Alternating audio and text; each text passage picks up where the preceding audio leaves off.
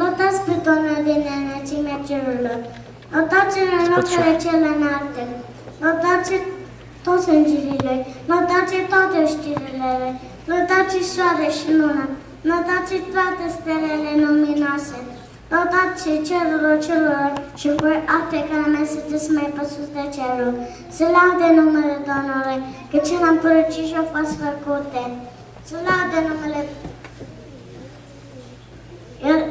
El a împărăcit și-au fost făcute. Ne-a întărit pe veci de veci, le-a dat și nu l-a văcălcat.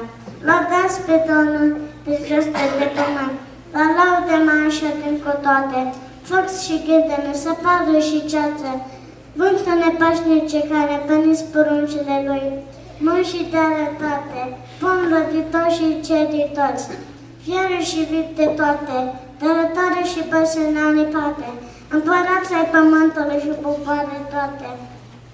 Vârvoșitori și decării pământului, tineri și tineri, bătrâni și copii, să laude numele Domnului, că și El împărăcit și-au fost făcute, căci numai numele Lui se înălța.